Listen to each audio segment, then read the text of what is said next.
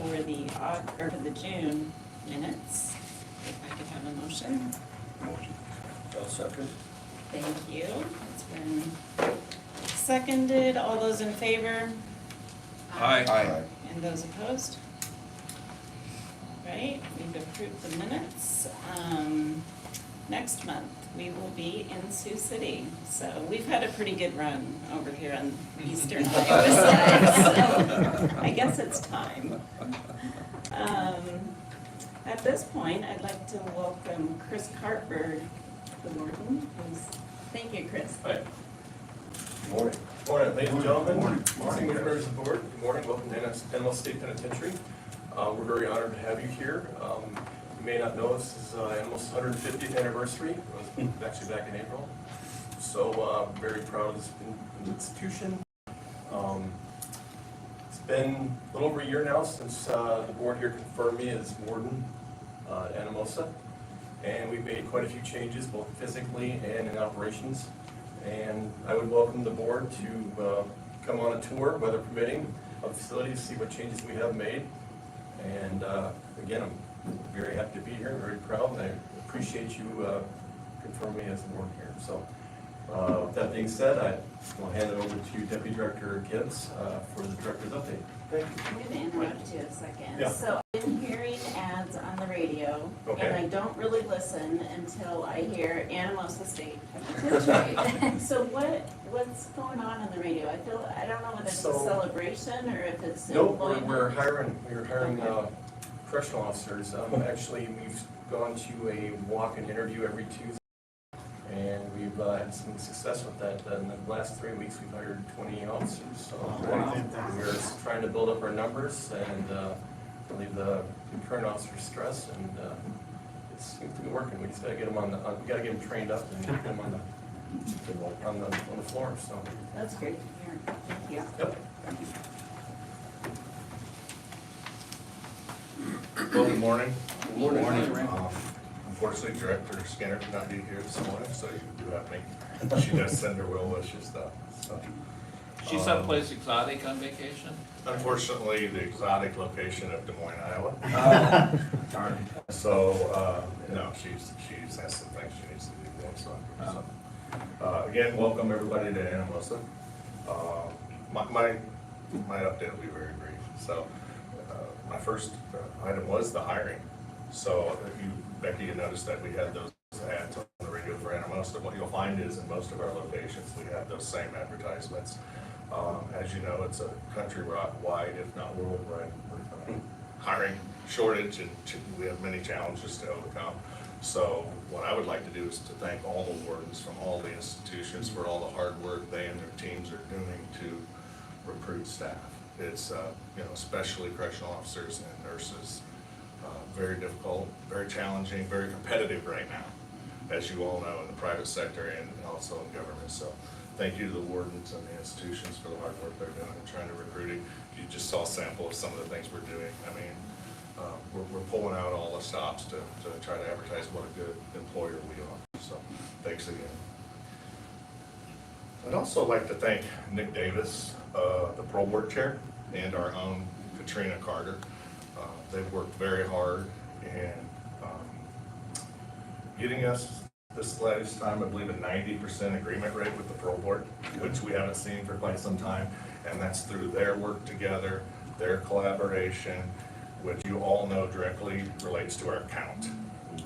And so getting those folks back out on the street for another opportunity is huge and crucial for all of us.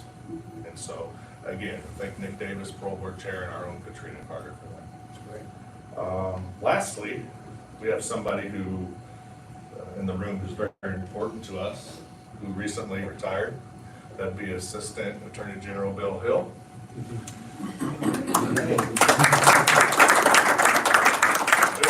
Bill, I can't say enough for the things that you've done for the Department of Corrections. How many years in state service? 33. 33 years. And glad to see you again. And thank you and honor you today. And Doing great. We wish you well in your future. Well, thank you. Thank you. We'll get him back to work very soon. Thank you, Lisa. With that said, do you have any questions for me?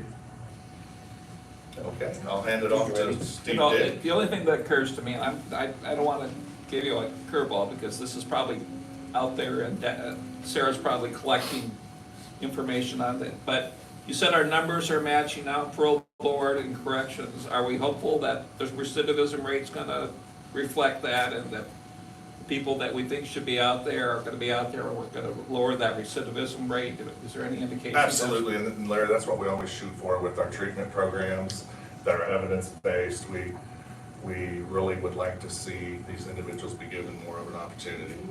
And so with that agreement rate going up, that obviously equates to more people on parole and work release.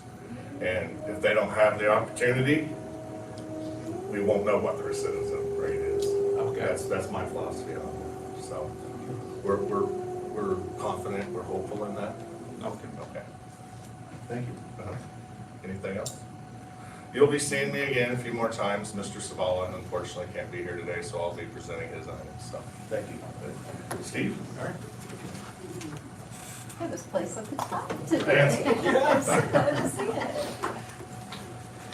Good morning, everyone. Morning. I'm Steve Dick, for those that don't know me, financial manager for the Iowa Department of Corrections Central Office location.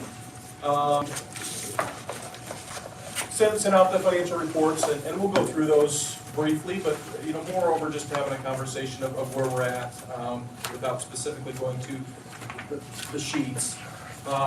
As everybody kind of knows, fiscal years run July through June, so we are kind of wrapping up our fiscal year 2022 that we're just going to be finishing.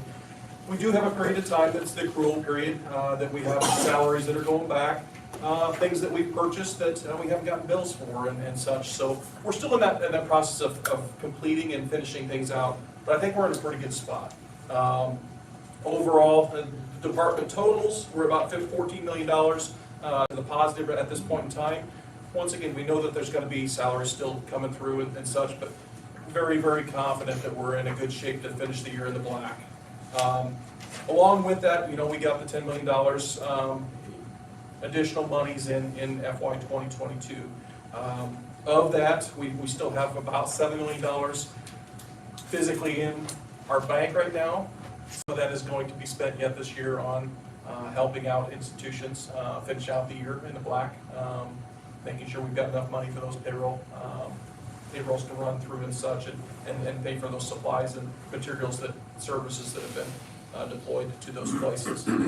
So we will still be moving some of that money, but we would anticipate that we're probably going to be in the range of about $4 million left at the end of the year that we'll be able to be carried forward into next year. We have plans, of course. I think that it's been brought forward that there is a staff incentive that's going to be given in August, $500 to all correctional workers, not correctional officers, every correctional worker. So at that point in time, that will help pay for that. It will come out of the normal appropriations. We also have a lot of other things that have been delayed in getting implemented. So that will just help us attain those and keep those things moving forward to hopefully lower our numbers and our recidivism overall. As far as institutions, as I stated, we have some that are in different places, I guess. COVID hit in different ways in different places, and the number of times that it hit. Of course, we've had some expenditures this year that we normally wouldn't have. We've got a lot of medical personnel that we've had to staff up. We've had a lot of test kits that we wouldn't necessarily normally have, PPE and such. So some of the lines, as you look at the reports, some of the lines look like that they're over. Some of that is just the business has changed a little bit.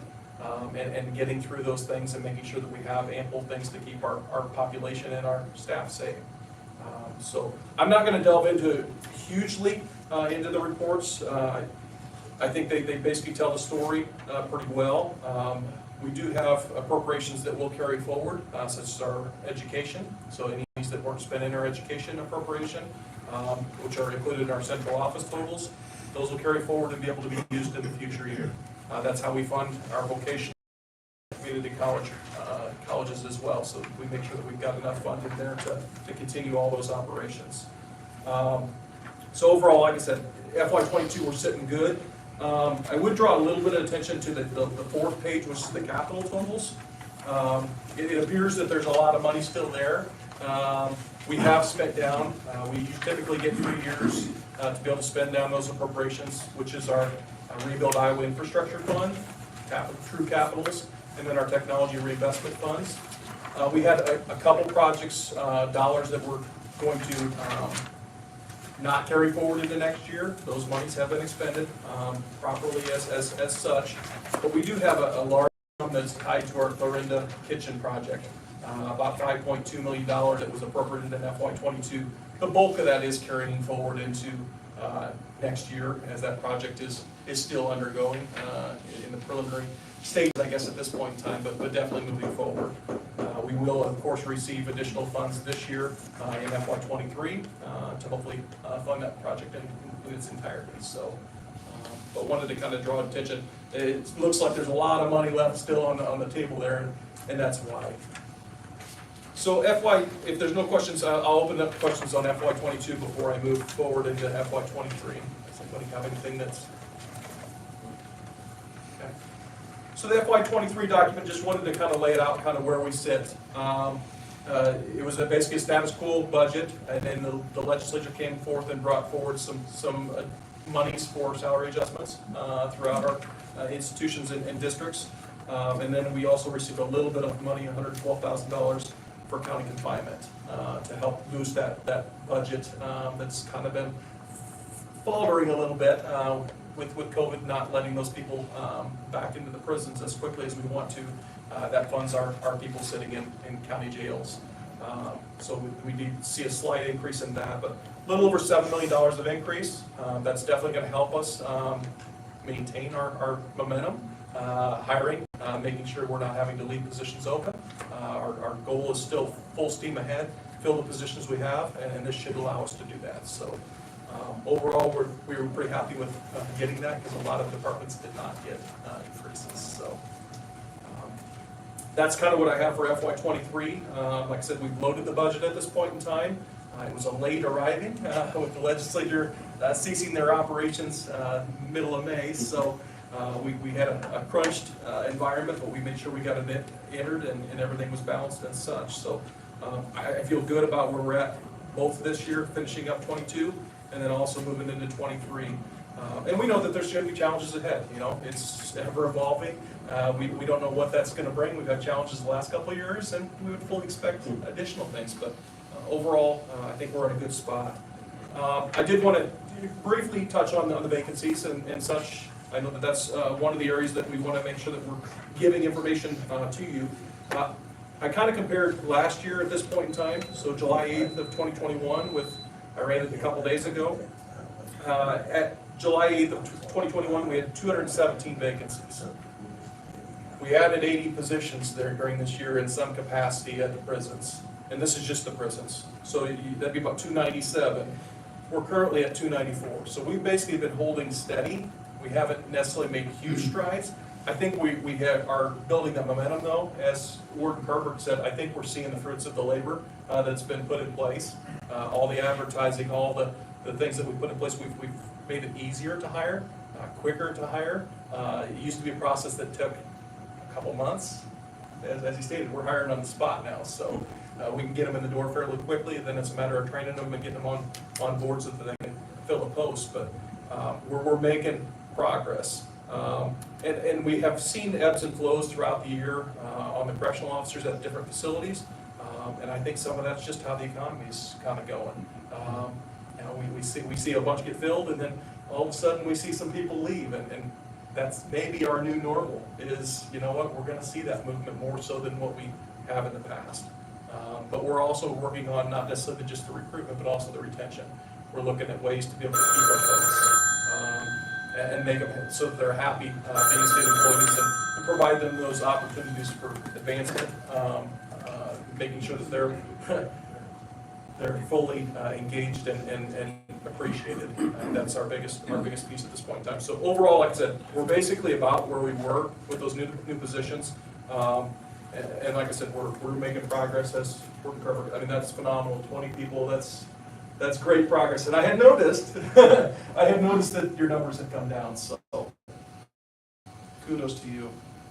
And kudos to all the wardens, because it is a very difficult environment right now, very competitive, and we want to make sure we get good people that are able to fully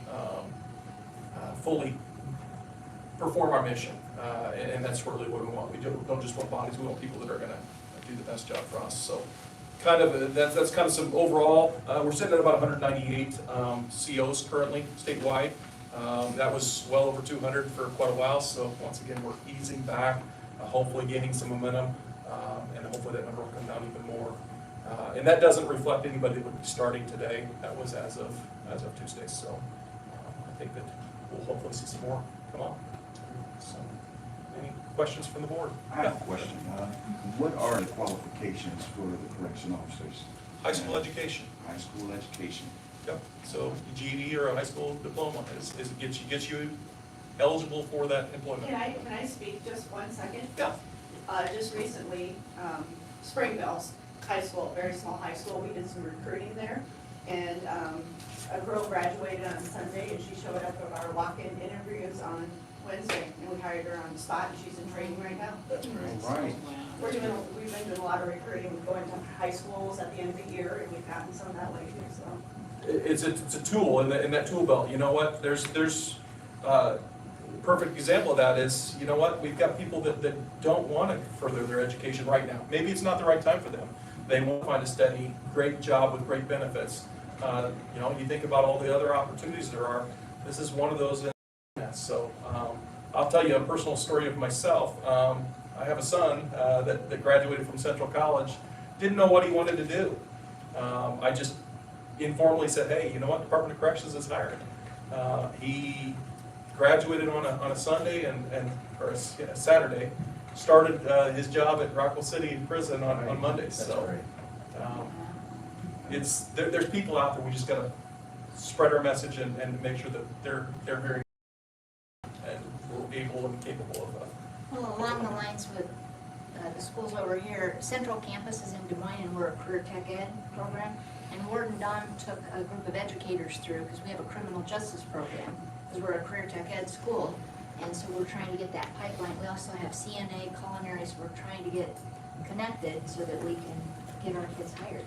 Yeah. Because you don't have to go to college, but you can. Yeah, absolutely. Absolutely. And that's the other message is, it's not just security. There's a whole arena of professions and jobs within corrections and letting the people know. I mean, a lot of people see us as the perception is, oh, you're securing people in the prison, but there's maintenance, there's medical, there's food service, there's every arena that would be in the community is really within our prisons. So spreading that message is important.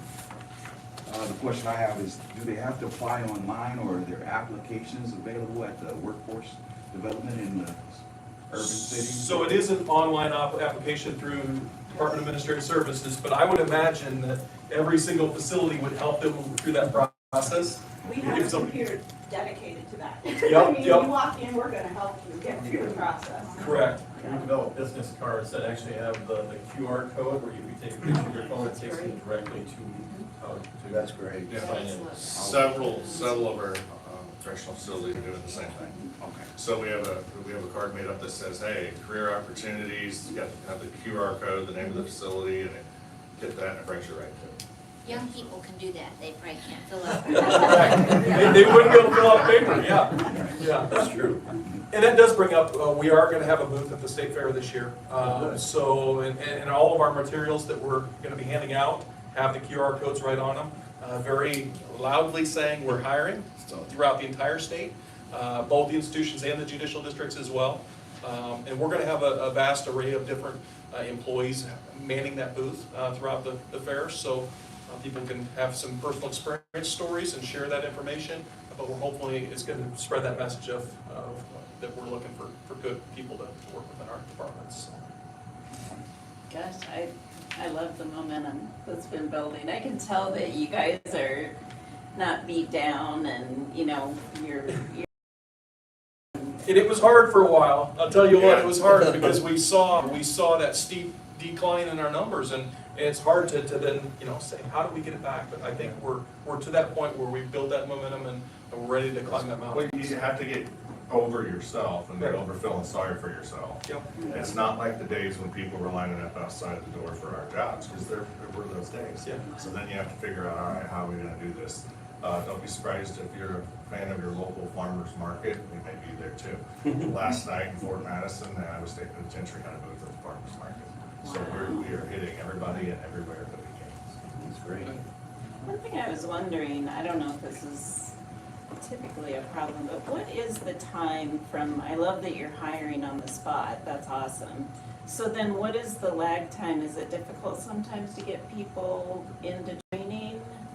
Well, basically, if we hire them, so we hired this group on a Tuesday, that if we find out what their schedule is, when can you start? That's what we ask. We usually try to start them on start with pay period. So let's say if you heard it on Thursday, so that Friday, if they are able to start, we would start them, we would get them in. We would, depending on where we were in our training curriculum or our cycle, we may start them as doing shadowing with officers, and they're one-on-one with them until we start a new class. And then once we start the class, we go through either new employee orientation where they learn about the facility, or they go to the actual 4-week training. Becky, it could be as early as a week. Wow. We've had Depending some- on- yeah, we we've also had have to some dance start on around. Friday after they applied. Yeah. They applied on Tuesday and they wanted to start Friday, we hired them. So our work week starts on Friday, so depending on where that matches up to, it could be as early as a week, Yeah. a few days. And I'm sure all the training instructors, but ours has been phenomenal. He's got so many different, things, and he just, okay, these guys are on this week, you're gonna join this week, and we'll catch up these 2 weeks with another class. I don't know how he keeps track of it, but he has been phenomenal about, keeping them all online and getting them through training. And like Brady said, if we have a couple lag days, we have them job shadow with another officer for a couple days, which is great too, because they get that experience, so. Absolutely. Why did I feel like there was training at central office at some point? Is that for certain In positions? August, we are bringing back centralized training, and there'll be a transition period to where there'll be some of the pre-service, the pre-employment, or the basic training, if you will be done at central office, and some will still be done in the field. But our hopes are eventually to bring that back to central office full-time. We feel as though that's where we can definitely provide training, how should I say that? Consistent training, if we can do it there in central office, but yet still draw on the field to help us conduct that training. Yeah.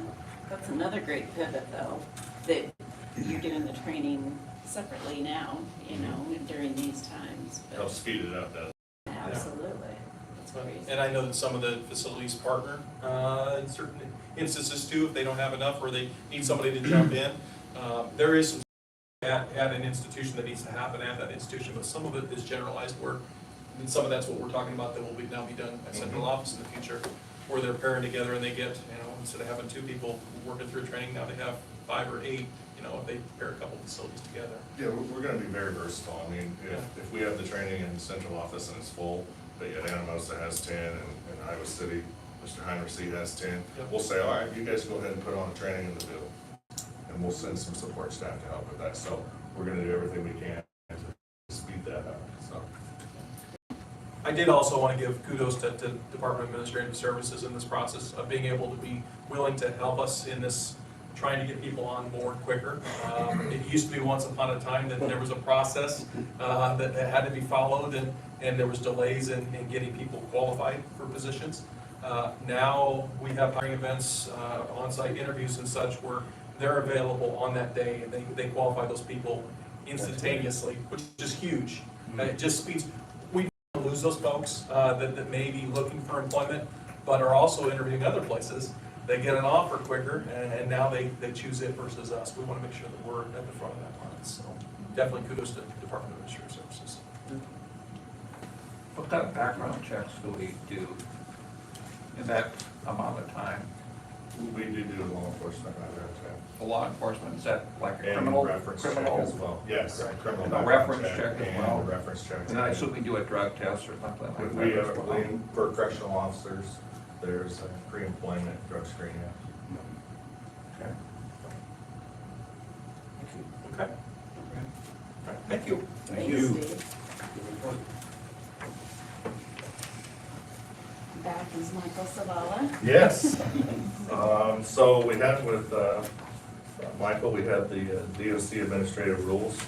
The legislative rule committee reviews the administrative rules every 5 years, and so we updated our administrative rules, and they have been passed, and they're attached in your packet. Again, the administrative rules are kind of guides us in doing business, and they're also an expansion of the other code, the code of Iowa. So that's what the administrative rules are. Any of the changes we made this year to memory really were made to mesh policy with admin code. So we didn't really change anything astronomically. Just kind of clean it up. Trying to clean it up, and I'm sure that's why they do it every 5 years. If we did make a major change, like, our mail, they would allow us to do that within that 5-year period, but as it turned out, it was this year, so we were able to make that change with the mail that I presented at the last board meeting, so. I think the rules committee loved when you proposed, and that's why you approved it. Agreed, thanks, Yeah. Jim, yeah. So, if you do have some questions after you have time to look through it, because I'm sure, we're not gonna read through it here at the meeting, please feel free to email Nick or Michael for further definition. But they are attached, I believe. Okay? Any further on that before we move on? So we don't have to approve anything today as far as? No, the legislative committee, rules committee has already approved that. Okay, Just for our good. information, I think. Yep. All right, good. I remember you commenting, with this 5-year thing. Hopefully the next round, I think these kind of all came at us at once. And I really resonated with what you said. If we could somehow make that kind of smaller chunks so we could digest them alone instead of. Sure, and I agree with you. This year, this cycle, there was a lot to digest. I agree. We found that there was several things we needed to update that hadn't been changed previously, so that's probably why it was. But I think we have a process now that going forward that we'll document those now, so that when this time comes around, we'll be ahead of the game. So it'll just be part of our meetings, like, here's the update, here's. Sure, we can probably do that. Yeah, I don't see why not. Absolutely. Anything else before we move on? So I will invite Warden McInerney to come join me. What we have is a land transaction with the city of Porterville. And I must say that I want to give a shout out to the city of Porterville. They've been really easy to work with, really accommodating. You've all seen all of the road construction going on now in the city area. That's gonna be nice when it's finished. But right now, for me to go home, I have to drive all the way up to Tiffin and then turn around and come back. But when it's done, it'll be nice. So with that said, Mike, can you just give there should be a map available in the packet? Mike will give you a brief overview of really what happened, and it was to accommodate the city of Coralville with improving their infrastructure. So, first off, I'm not a city administrator, nor am I a law person, so please don't stump me on those, or I'll just say I don't know. But, if you look at this one, which I put a colored one, because it's better, easier for me to see, where Coleridge Avenue is right now, to the east, University Parkway is already there. And this has been part of their expansion plan for a long time. This is a city-owned right-of-way, and they worked well with us. We have a good relationship with the city of Coralville, and this is what the road will look like eventually. It's going to change what our entrance looks like if you come in on the north lot. And part of that concrete is going to go away. And then we've come to an agreement where they'll put up an 8-foot chain link fence, because our perimeter road is just to the south of where this University Parkway is gonna be, so that way citizens don't end up on our perimeter road. We'd rather that they don't. There's already these apartment buildings to the north that are already in there. And so we're just finally to the stages. Michael Savala hooked us up with Attorney General Michael Ross, who does this for the DOT, so he helped us with a lot of this and to navigate through this with the city. And so I don't have timeframe yet on when they're gonna do this, but it is in their plans to eventually run University Parkway all the way through there, as you can see in that diagram. And then that's when our change will happen. There'll also be, you can see in that small little section, down here where, because the semis will have a little bit of a turn when they come in, but it is measured to where a 67-foot semi will be able to make that turn there. We also have an entrance to the south that they can utilize too, but there will be enough room to turn there, if they do need to come in from the north. So it's really interesting because the city actually had a right of way there for years anyway, even though we own the land, but by making this transaction a lot cleaner. Yep. And they were very accommodating with us and understood our concerns of security, not wanting people to just kind of wander over, if they have a flat tire or something or whatever. And the introduction of contraband, so by them putting up that 8-foot fence will help us keep people away from that security perimeter. I don't remember exactly, but I think it's somewhere between 6 feet between the chain link fence and to where our, the secure perimeter would be. So it's not like it's 10 feet or anything like that. But they did agree to put, like I said, the 8-foot chain link fence up. As you can see, it'll run all the way back to the back side of our perimeter. Yeah, almost covers to the back. entire perimeter. So that's their cost as far as the chain link? Yes, Yep. yeah, they have no issues with that, we appreciate that. Good partnership. Yeah, it is. Yep. Do we need to do? There's no. It's an action item. Is it an action item? It It is listed as an action item on the agenda, yeah, so So we have to. So you approve. Yeah, Yeah, if it's so both. if there's no more questions, if somebody would like I'll to, move. okay. Thank you, it has been moved and seconded, all those in favor, aye. Aye. And those opposed? Alright.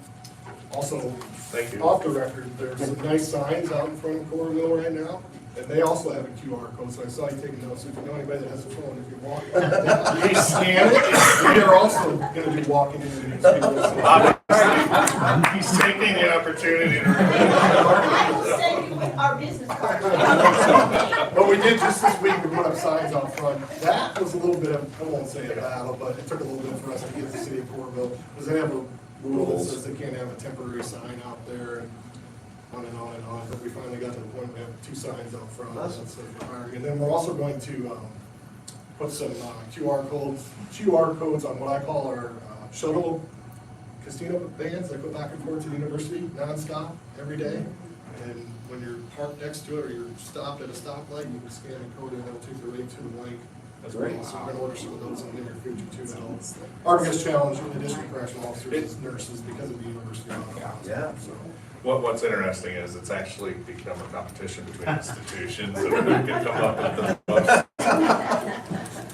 the newest idea. It's kind of cool. So, further questions? Who am I thinking, was it Patty and, Ludwig yes, would be in competition. need to get that going again. That was always entertaining. thank you. Okay, thank you. Thanks. Thank you. All right, at this time, we'll take any public comments, and I did fail to mention earlier, I don't know where it's at, but. It's right back here. Okay, the sign-in is back there. If anybody missed that on the way in, we'd like you to sign on the way out, so we know who was here. But if you do have a comment, you're welcome to make it, and we will respond to it within the next month. I have some things to ask. With the visitation, there's been a lot of changes made with this Emilio and all that. It seems like it's harder for them to, family members to schedule the visits through that. I don't understand why, first of all, they needed to do that, but, you know, it's probably just a lot easier for you guys, I'm assuming. And why are the visitors no longer able to show up at a facility during visiting hours unless it's done through Amelia? Like before, you know, you could just, visiting days in person were these days during this time, and these are the times that you can come, providing that you are on the approved visitor list. Is that, let's see. So is it up to the facility, or is it up to Amelia who gets to come and visit? Is, because I've called up here and you get one answer from one person, another answer from somebody else, and then when you ask to talk to someone that knows what's going on, nobody knows anything. So then I don't know what's going on. My daughter recently was refused a visit, saying that she was not registered, when we both registered at the same time. And she had been in twice prior to, before they denied her. What's up with that? You know, that's just, it's frustrating. It's very frustrating. And so did the Iowa DOC give authority for the approval of the visits to Amelia, or are the approvals done through the institution? And the wording from the Iowa DOC, that's public access to those incarcerated and those of the general public. What is the Iowa DOC central office intention with its selection of wording? Are they very specific in the wording applied, or are they opening it for interpretation for the public? The Iowa DOC creates a policy or procedure, and what form is then implemented at the institution level. So is Iowa DOC making these policies and then the institution's making their own? I understand there's amendments and ones that they can change, but when it's so far different, and just what authority has been given to the facility administration regarding the policies?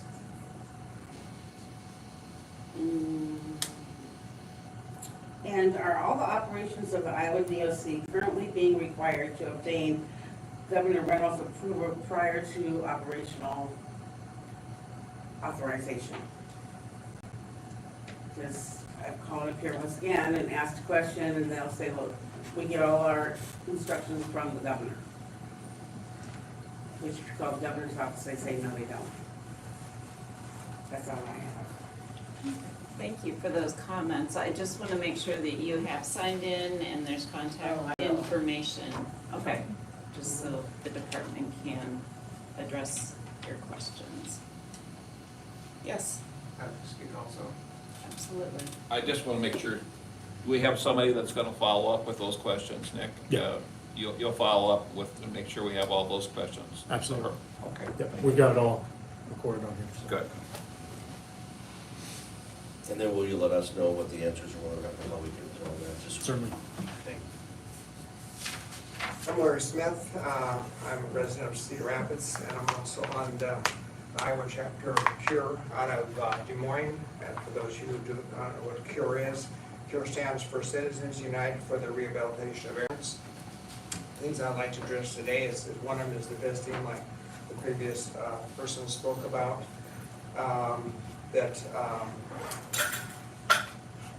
We're wondering if the many persons, I spoke at, here with you guys, I think in March, and that many persons, before Emilio started, and many persons don't have access to smartphones or computers, and that's kind of leaving them out in the cold as far as being able to sign up for Emilio and to get a visit. So I've talked to several people in the last couple months, and they have people here at this institution and others that are not able to get a visit in at all. So they haven't visited for probably over a year or maybe 2 years already.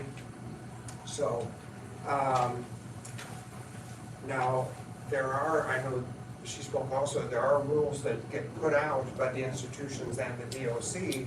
However, if those changes, if they don't hit the website, no one really knows about them. So the information not being disseminated, I don't think very well to the public that they know that you guys are making changes to some of the visiting regulations that are beneficial to them. So I think that's an issue that needs to be brought up also.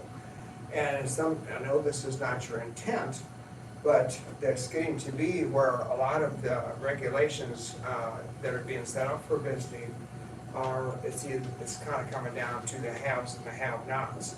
The haves that have all the access to the technology get to visit, and the ones that don't get to visit. So that's kind of the way the rules are getting set up, the way I see it. Just a second here. Now, I know that a lot of the rules for visiting have been set up because of the pandemic. And however, like I stated in March, in February, Governor Reynolds stated that it's supposed to be business as usual, and she's pushing this throughout the community, that all businesses should be operating business as usual. However, the institutions have not adopted those policies as far as I'm concerned. Well, the visiting is still very limited. I know in this institution, some of the other ones, where it used to be that if the upper level inmate had done all the proper things, they could have 3 or 4 visits a week at 4 hours a time. Now it's 2 hours, 1 day a week, which usually that's only on Saturdays and Sundays.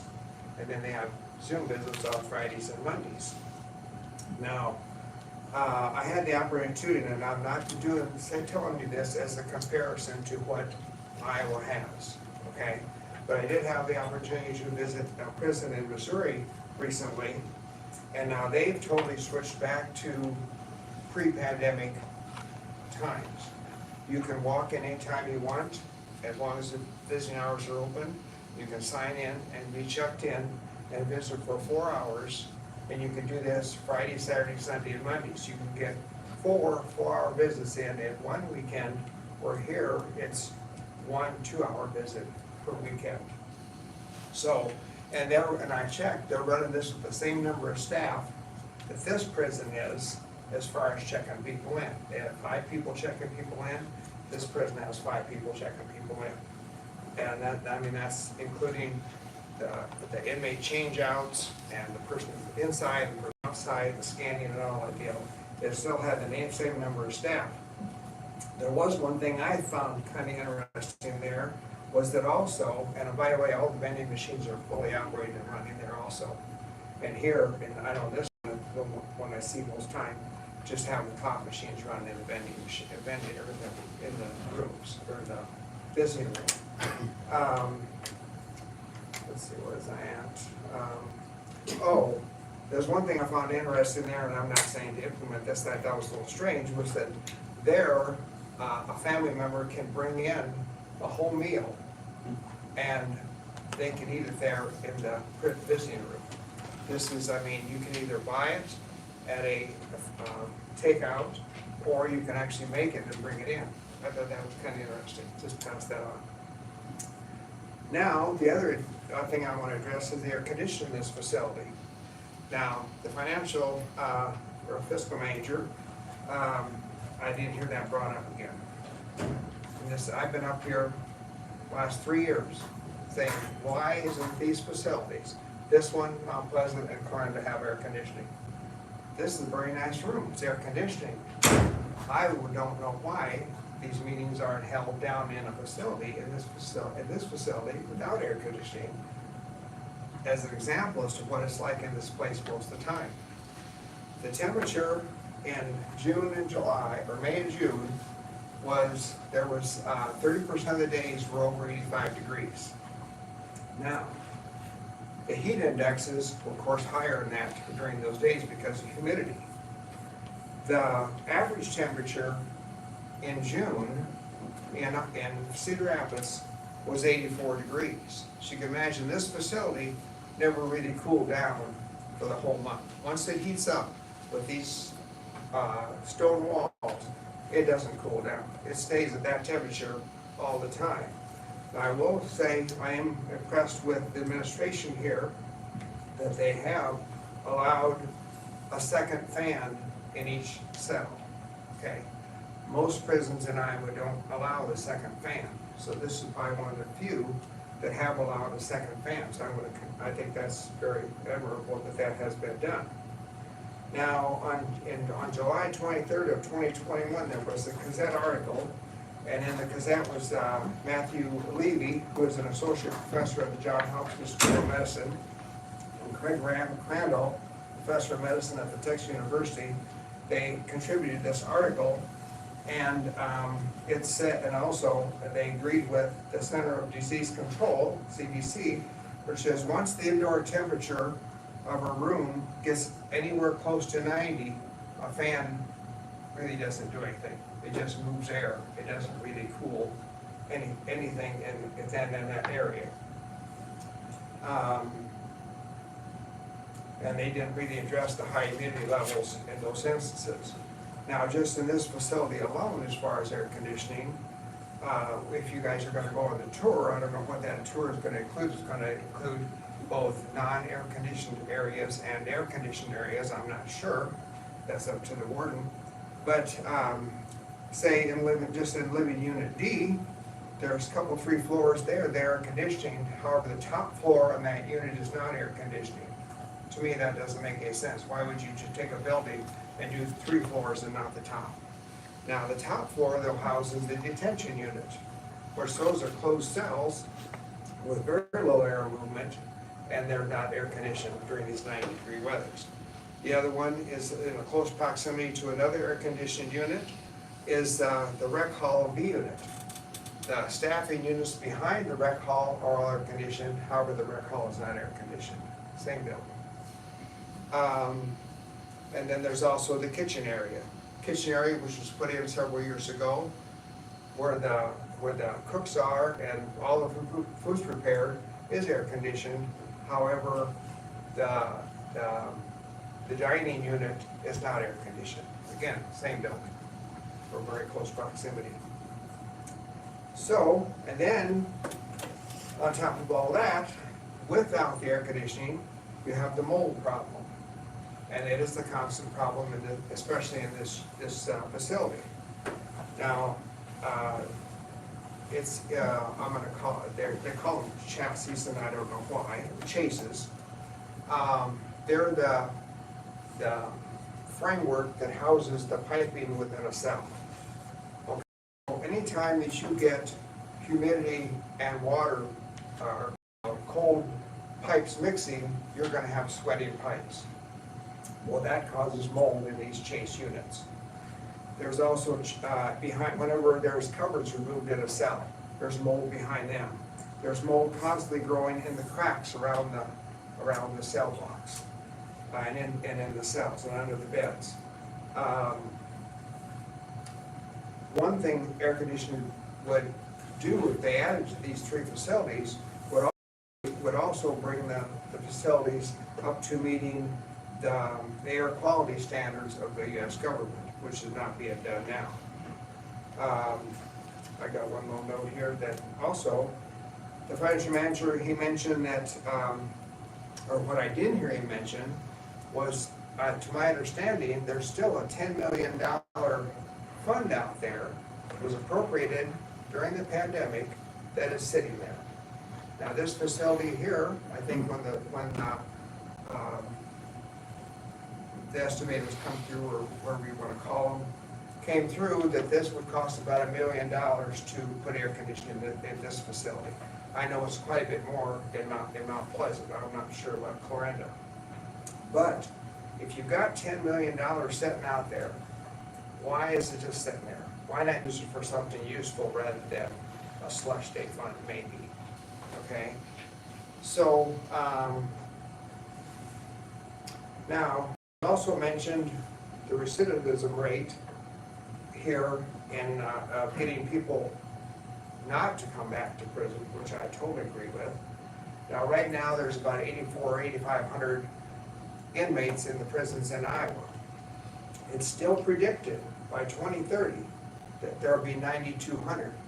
If we're doing all this stuff to alleviate the comeback and the people going in, why is the prison population still rising? That I don't understand. So I think that's all I've got. I appreciate your time, and thank you very much, and I hope you have a good tour, and I sincerely hope somebody goes to the air-conditioned units. Thank you. Thank you. Thank you. Thank you. I'll just reiterate that, just to make sure that you've left your name and information so they can respond to you. Are there any other public comments? Seeing none, we'll move on to board discussion. Does anybody have any discussion for this month's meeting? I just want to say, I like what the wardens are doing by going out and searching for employees, and I think that's awesome. I really thank God for you, Randy, standing in the gap today and taking over the meeting. And I'm going to do my best to go out in the public and try to get you guys some employees. I'm going to do my best. I'm a local business owner in Waterloo, so I'm going to do everything in my power to see if I can get some people that's qualified to apply. Thank you, Trent. Anybody else? All right, seeing no more discussion, I will ask Well, for, I guess I saw in an email that we wanted to potentially talk about number of meetings a year. yeah, I think since I sent that out so late, I just sent another one this morning to everybody, but I'm aiming to address that at next All right, month's thank you. meeting, but That's all. thank you. Yeah, my thought would be to, we set a schedule in the fall sometime. That would be the appropriate time to discuss how many meetings we want. And I think that, we could move that up a month or two. Well, if we my want. only point would be is the fiscal year starts July 1, and so we probably should make a decision sooner than later before the year moves along too long, so that we know whether we're gonna have X number of meetings for the year. Well, I think we've already put out what meetings we're gonna have this year, but Yeah, again, because we reschedule, is it late fall or? yeah, we usually put out a schedule sometime in the late fall for next year, so. Okay. So I think that, All right. but we can put it on the agenda for next month and Okay. discuss it at that time, so. But that'd be mine. Thanks. I also wanted to just thanks for the, Yes. Yeah. thanks for the gift. Thank you. All right, if we will adjourn the meeting, if I could have a motion to adjourn. Motion. Thank you. Second. Thank you. The July board meeting is adjourned, and we look forward to seeing everybody in Sioux City next month. Thank you. Thank you. Thanks. Are we gonna have a tour of that? I have one